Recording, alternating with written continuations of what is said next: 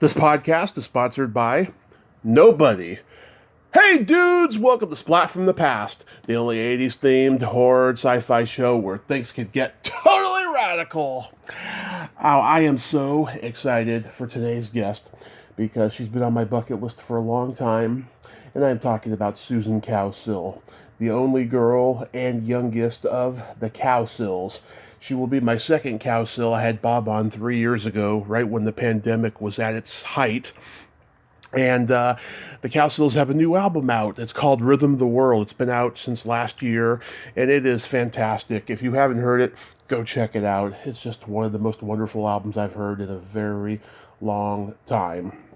It is just so trippy, psychedelic, folky. I love it. It's a great album. They're currently on tour. They're going to be doing a tour that they do every year called the Happy Together Tour with the Turtles and so many other bands from the 60s. And it's going to be a great conversation. Me and her husband, Russ Broussard, who's the drummer for the Cowsills, we've been going back and forth about this for a year now, and I cannot wait. It's the day after Easter, and I hope all of you enjoyed your Cadbury eggs and chocolate rabbits. I can't have that anymore with diabetes, you hateful, evil bitches. Okay, I'm just teasing. You know, I've been very grumpy since I got diagnosed. So yeah, here is my interview with Susan Cowsill. Hello. Hey Susan, welcome to the show. How are you today? I am doing phenomenal. How are you doing today, Ty? I am just fantastic, and I can't tell you what an honor this is. You've always been my favorite Cowsill. Please don't tell Bob, and I thank you so much for taking the time today. You are welcome, and I will not tell my brothers that they are numbers 2 and 3. Okay, perfect. I don't like playing favorites, to be honest. Okay, that's okay. So this new album, Rhythm of the World, I just adore it. I think it's one of the best albums I've heard in years. Aw, thank you. Absolutely. When I talked to Bob a few years ago, he told me that you guys had finished recording right when COVID was about to hit, and that it was a family affair like usual. And this is the first album in many, many years. So why now? Well, because we wrote the darn song. I mean, it literally boils down to, Yeah. we were on a Happy Together tour, and we just started writing together, the three of us, which that combination of Cowsill songwriting had not occurred up until that point. Mm-hmm. And when you are musicians and when you write songs, the next thing you do is record them. It's just how it is. So it wasn't necessarily a career move. It was just the next musical moment that me and the boys were making. Mm-hmm. So that's where it came from. I love the trippy psychedelic atmosphere of the album. I'm reminded of. Thank you. Yeah, I'm reminded of the Beatles' Rubber Soul and Magical Mystery Tour eras, and a little bit of a band you know very well, the Bangles, and I just love all of that. And was that a conscious decision in terms of sound? I don't really think anything me and the boys do is a conscious decision.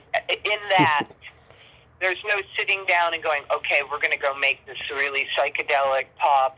It doesn't go that way. Mm-hmm. But when we are making the music, we realize what's going on and we get excited. So we're like, oh my God, this feels like the Birds. Oh, let's do a jangly freaking, 12-string then. So if any kind of intention goes on, it's once we're let it down the path by ourselves. You know what I mean? Right. Yeah, so there was a lot of bird sound I heard in there as well. How many months of recording was it? Well, I think it really total was about 2 months. You move in and make records at Dockside Studios in beautiful Maurice, Louisiana, with the wonderful proprietor Stephen Wishnails over there. And it is a home environment where you're sleeping at the studio. You get up in your PJs and you head out. to the studio, which is just up the driveway on the beautiful Vermilion River. It's quite a situation. And I guess over 2 months' time, we stayed for weeks at a time up there to make the record. Oh, wow. And it got mixed over COVID via the internet, which I had to bow out because I'm a kinetic learner and I could not help out in the way that we were having to do it because of COVID. Oh, wow. Do you guys do all the writing together? Well, yeah, most of it. I mean, there are a few songs on rhythm that came from people's arsenals. Bob had a couple of songs, but primarily Bob, Paul, and I wrote the bulk of the record. Nice. Yeah, the title track is so wonderful. Katrina, Thank you. Katrina is so sad and haunting. It's never too late to say my condolences about Barry. Thank you. No, it's not. Yeah, nuclear winter is awesome. Is that a political statement or a metaphor for something? I think it's everything and anything you want it to be. Oh. I think it's probably more of an observation, and that's one of the songs that really was written back in, I think, the 80s with Bob and Paul, and ironically, it's a little bit more pertinent now with everything that's going on. So it wasn't meant to be anything. It's just a song they wrote, and what it says is, we're not interested in what's about to possibly, what we could do to ourselves if we don't watch it, Right. I think every new album historically has one song that was written like 20 or 30 years ago, and now they finally got around to recording it. Right. I definitely one of those. It's a blast. It's a blast to perform live too. Yeah, and You Gotta Get Up is a positive, uplifting song. Yes, you guys knocked one out of the park with this one. Aw, thank you.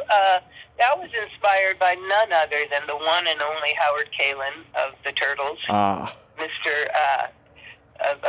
Mr. Eddie of Flo and Eddie. And one of the things Howard would do every night on Happy Together, which we've been on for 8 years, at the end of the show, he'd tell everybody they had to get up, because we're going to stand and we're all going to sing Happy Together. And he would yell, "You got to get up.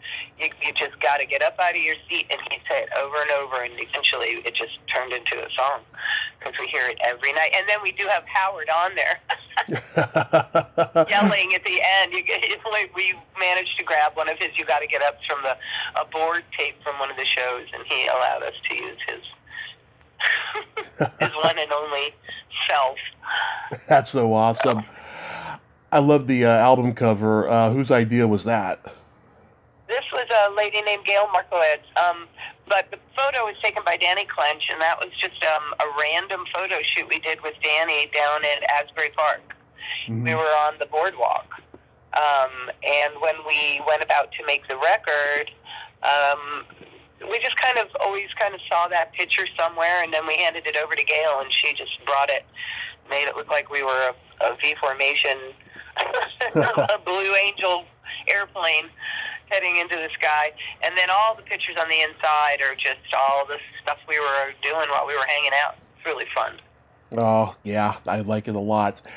So the last 2 years that you guys have done the Cowsills Podcast, this has truly been the best part of my week that I look forward to every Wednesday. Oh. Yeah, Go ahead.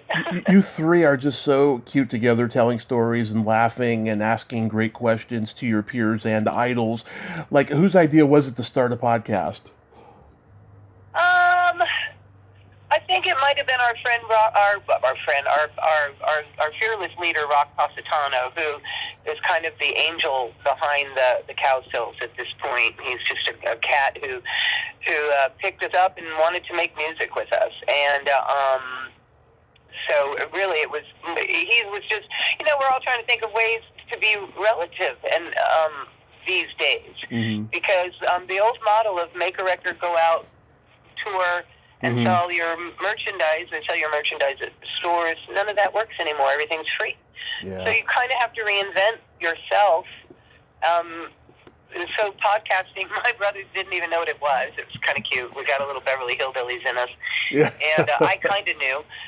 We spent 2 months hibernating in Zoom boxes together trying to learn the machinery and learn how to be interviewers and learn how, hopefully, not to speak over each other as much as we usually do, but that's kind of our nature. So it's part of the charm. It's hard. 3 or 4 people on the same podcast. I don't know how people do it, but you guys do it very well. Well, thank you. It is hard, but with the Zoom, me and Bob and Paul have learned to kind of cue each other visually so we can, be less obtrusive to our guests. And I sure wish Zoom would get their technical reality together, because you can't sing.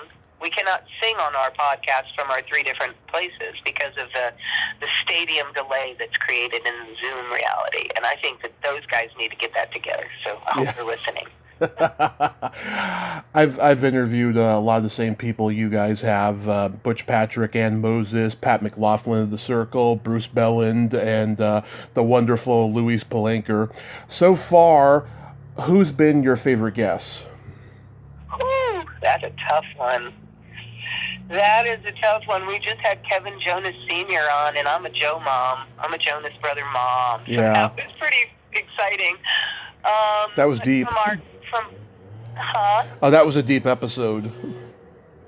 Yeah, it was. He's quite a man, quite an amazing creature, that Kevin Jonas.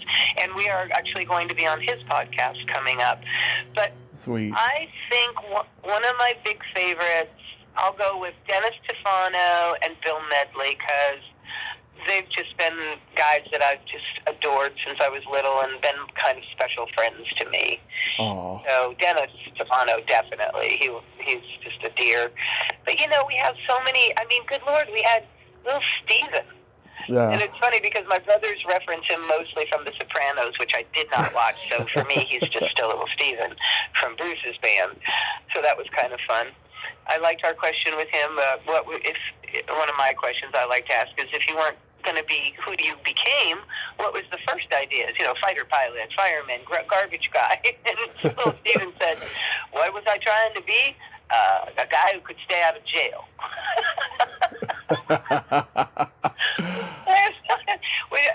Okay, all right, okay, I think I understand. Okay, next. Yeah. We're like, okay, you were trying to not be a criminal, so you joined a band. Got it. Okay, moving right along. Well, The Sopranos wasn't a far fall, I guess, or leap up. Yeah, Steven's brother Billy has been on the show, and he's a comedy writer, so the apple doesn't fall too far from the tree in terms of being funny. Funny, I can imagine funny Steven. I mean, he is funny, but he doesn't know he is, But a guy who would be intentionally funny like Steven would be quite hilarious. Yeah. I love when you guys had Tommy James on. You were totally fangirling out on him. Well, because he is my dreamboat, isn't he? Yeah. Did he not stalk that man before stalking was even a thing? Yeah. I probably invented stalking by myself. Poor Mark Lindsay, Dennis Stefano, Bill Medley, who else? Paul Revere. Yeah. I mean, Kenny Rogers. These poor men, they were stuck in a dressing room in a concert hall with an 8-year-old who wouldn't leave them alone. Who's on your own personal bucket list of who you'd like to have on? Oh, man. He's gone. I would have loved to have had Davy Jones. Oh, but, yeah. Bucket list for the show. If it would be a now bucket list, all my heroes are 6 feet under. Swear to God. Geez, I don't know. You put me on the spot. I'll have to think about it. Hopefully I'll have something at the end. Okay. How did you guys come to get Joe Piscopo? I think we heard he was a fan, and so we approached, and it was a complete yes. Interesting. Yeah, I would have never thought to have put Joe Piscopo on a Cowsills podcast. Right? That's where Other Walks of Life comes in on our big announcement on the front, where we say we interview everybody. And we try to get, just not all musicians and all, people from our area, or our era of music. I think we do pretty good. Yeah, that was a good interview, though, I have to say. It must be hard for you, though, to do an hour and not curse. Oh my God! And we made that agreement with ourselves. I don't know why I agreed to it, but I did. And I love it though. When our company curses, I get a little vicarious thrill. So it's all good. Yeah. Can't tell the company not to curse. Oh, and I do enjoy our Where's John's. I want to say that because they're fun. When we have my brother John on and he's out, the roving reporter guy. Yeah. Those are fun, and we're hoping to have a John Cowsill, John Stamos episode where they just kind of tell stories about each other, because when we have them on separate, well, certainly when we had Stamos on, he was raring and ready to tell stories about my brother. That was pretty funny. So we thought we could have them both on, and that might be fun. Well, now that you guys Well, now that you guys are doing the YouTube thing now John Stamos can show his belly button. Why does he have a belly button he needs to show? I'm not surprised. I've known John since he was a teenager. He's known for having a weird one. Oh, well, thank you for that little insight. I'll have to bring that up during the... Oh, yeah, that'll be... It's become a punchline, like, if you have a belly button fetish, go Google John Stamos's, and it will change your whole perception. Wow, I think I'll wait for the real thing. I'm not going to even blow it for myself. Now, I know you get asked this all the time, but when you were 8 or 9, you got to sing with the wonderful Dean Martin on his show. Yes. And Dean notoriously hated rehearsals. Did you have to rehearse with another person beforehand? No. Okay. Because Dean Martin was one of the most eventful and amazing guest appearances shows that I got to do, because he was a surprise for me because of all the things that he was supposed to be, a womanizer and all this stuff. I did hear about the rehearsing thing and expected to rehearse with somebody else, but he did it with me. And not only did he do it with me, what he did was, while we were rehearsing, he was talking to me the whole time in my ear about him wanting me to be comfortable. There would be a lady standing behind him off in the, not far distance, but choreographer lady, doing everything I was doing off camera for me to follow, okay? And he was saying, and by the way, that lady standing behind my head, and she's telling you have to touch my hair and all that. You don't have to do any of that.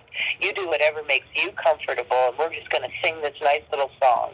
And he told me that he had a granddaughter my age, and he told me that they like to go fishing. He was just amazing while I'm sitting there on his lap, Yeah. And I come to his defense a lot because people are, it was the 60s. This was totally acceptable. Yeah. And Shirley Temple was the delight of every man on that plane in her little bloomers and her skirt up to her knees, up to her chin. So what was acceptable back then would absolutely not fly now. And I have been in a situation with some of those professional gentlemen who were less than professional. But Dean was the exception to all the rules, and he really kind of changed my life a little bit, that there could be a guy like that out there. So it was really quite a beautiful experience for me. And I was a big, huge Dean Martin, Jerry Lewis movie fan. Same here. So I got to sing with him. And it's Dean Martin, everyone. Hello! So that was one of the most wonderful experiences of my little professional life. Yeah, he had a reputation across the board as just being the most gracious performer, and And he didn't like to rehearse, and they told me he might not rehearse with Mr. Martin, and it's okay, and he was like, no, and what he did do, which was hilarious, because I come from a family of, right before we went to sing, he popped some Banaka, which back then was the preferred breast mint. He put some Banaka in. And I said to my mom, I go, oh, look, Mommy, he doesn't want me to know he's been drinking.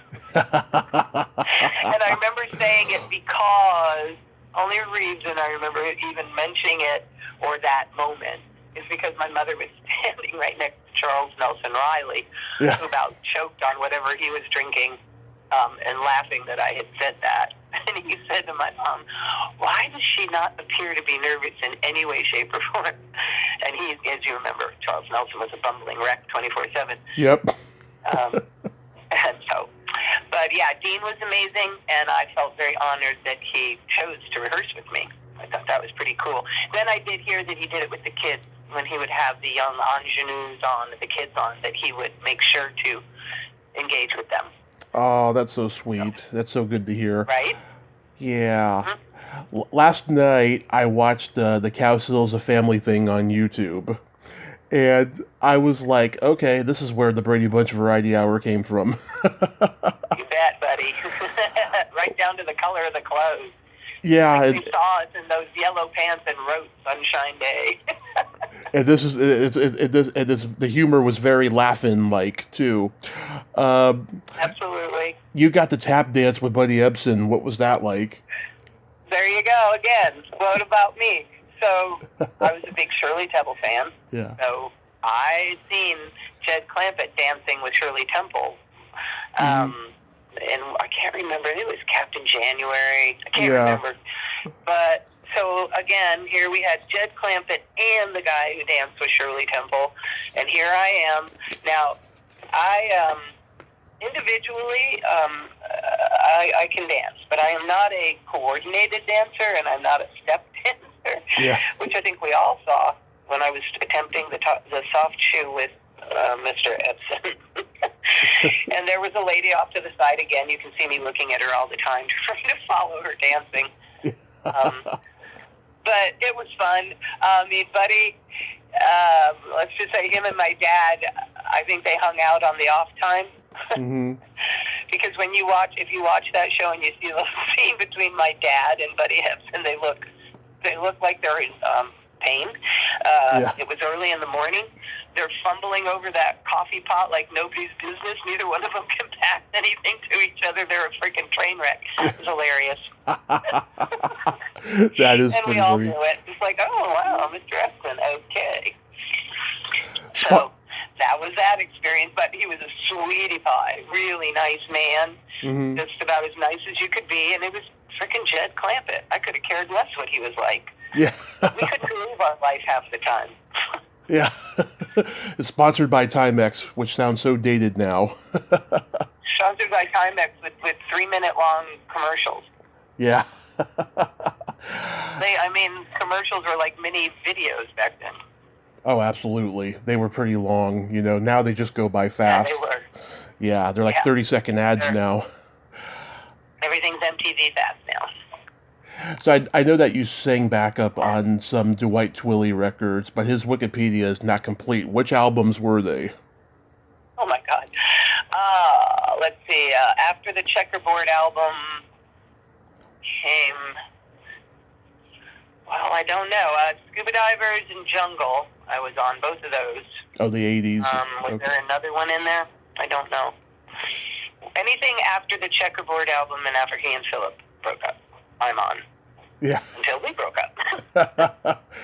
Yeah, I think he's so underrated. I think Sincerely is one of the most and best underrated albums of the 70s in terms of power pop. I 100% agree with you. Yeah. But, yeah, he unfortunately, things happen. That's all, you can say. He and Tommy were on the same label. Mm-hmm. Shelter, Tom Petty, sorry. Right. It's just how it is in rock and roll, Right. Some people get some and some people get more than some, and it's just the way it is. He and I have the same birthday, June 6th, and oh my goodness. My karaoke song used to be I'm on Fire. Oh my God, that's hilarious. Yeah, sometimes I'll go to the supermarket and I'll hear it on the intercom and I'll start singing along with it and people will look at me like I'm insane. Right, because you have to be a certain generation to know I'm on Fire, I think. Exactly. I love that song you guys sing on the Smithereens album, Now and Then. How did you guys come to sing on that? Well, it was simply a matter of finding out that they hunted us down. We were all in L.A. At the time, and we were playing around a lot, the Cowsills, in the 80s. And the guys found us, and they're huge fans, and they were like, oh my God, and asked if we would sing on one of their songs. And we were like, sure, of course. We'll do anything. If it's a good time, we're in. Yeah, it's a great song. They're wonderful friends. They've remained dear friends through the years. Oh yeah, they're a great band. After this tour that you guys are doing, are you going to do another solo album in the future? I'm sure someday I will, but it is not a priority in my world. I have so much going on, so much music going on. I don't have a need to make a solo album, but there's always a want. Yeah. Others, and I write songs all the time. I don't stop. So I guess the answer is there will be, but it's nothing on the horizon, and it's just kind of cruising along in Cowsill land. There's Continental Drifters are having a reunion, but we do that every 4 years, so that's nothing more notable than that. And just kind of living life. Yeah, I love the title track of Lighthouse. It's my favorite song you've ever sung. What's the genesis of that song? A Lighthouse? Well, it's interesting only in that I don't play piano. But since I was a little kid, and I wanted to play piano, and of course if I could learn it instantly, and I can make my way around it, but I don't know what I'm doing. But I just kind of came up when I was a kid with a piece that I could play, which was that front of Lighthouse, that dun dun dun dun dun dun dun dun. Well, when I sit down to a piano, I play that, and everybody would go, "Oh, you play?" And I go, "Oh, just a little bit," and then get up and walk away, and it made me look good, right? So fast forward 55 million years, and I needed another song. And I was kind of out, but I had written this kind of poem-ish thing. But then I went, hey, what a weird idea to play that little weird piano thing that I used to play all the time. And I put it together, and then it became Lighthouse. And Lighthouse was just, we had a very big house for a couple of years in Rhode Island. It was a 32-room mansion. Wow. And out one of the windows that I could see at night, you could see down the hill to the harbor, and you could see the lights down, where the boats were, and there was just this little, they're buoys with lights on them. This wasn't an actual lighthouse even, but I made it one in the song, and I thought it, in my mind's eye it was.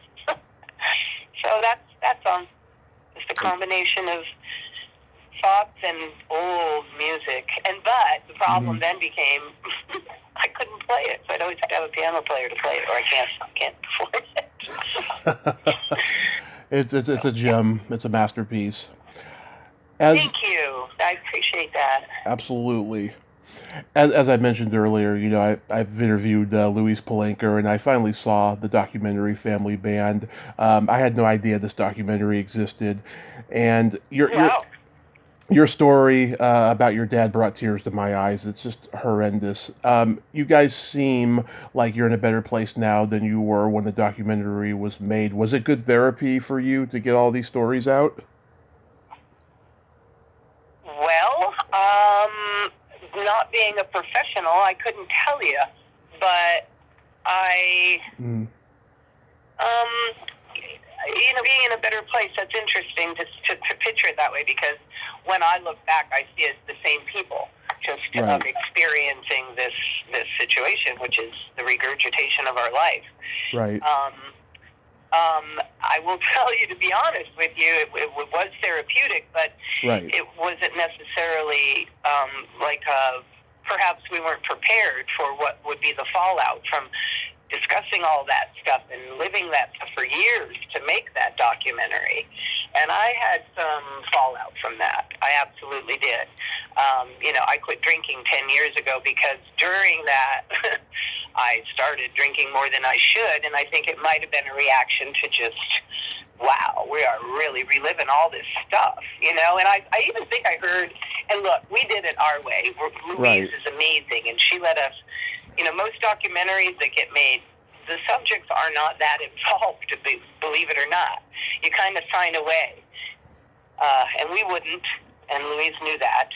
We weren't going to sign away anything that, this had to be the way we needed it to be, too. And so, but on other documentaries, I think they even have psychiatrists and stuff like this, counselors. Yeah. And we were just, we did not. So therapeutic, yes. And ultimately, of course, look, we're not your typical people. We don't react to things typically, or we've handled things differently. We just really like to try and focus on the positive, Right. And the documentary is wonderful, but, it's got a lot of moments that are just a moment that then become what is. You know what I mean? Yeah. So it's kind of interesting like that. Yeah, until I talked with Bob, I had this framing in my mind of what the Cowsills were. I thought you guys were like the Osmonds in that, you were a very proper, religious family and stuff. But then when Bob told me that you guys were honored that the Rain, the Park, and Other Things was in Dumb and Dumber, I was like, okay, now they're not so innocent. No, that is the furthest thing from who we are, to be very honest. But that's fine. I love it. The Osmonds, and you know what? Mm-hmm. The Osmonds aren't as innocent as they are, perceived to be as well. I mean, the world is still out there for all of us to be affected by, to make our choices in. Yeah. But to be fair and to answer your question a little less obtruse, yeah, better place. It's a million years later, and we've had a lot of progress in our lives that I don't think we expected in our career. That has really been wonderful. So that's a better place to be.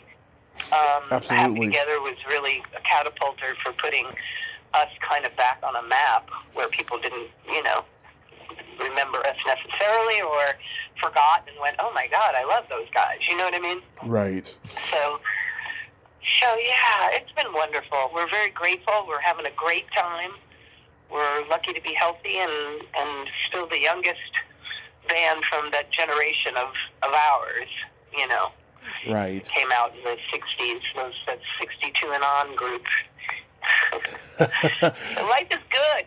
That is so awesome, Susan. That really is. Congratulations on 10 years, because I'm 8 years right now. Groovy. Congratulations to you. Thank you so much. Thank you so much. So next weekend, you guys will be at the Capitol Theater in Wheeling, West Virginia on April 15th. And then April 16th, you'll be at the United Theater in Westerly, Rhode Island.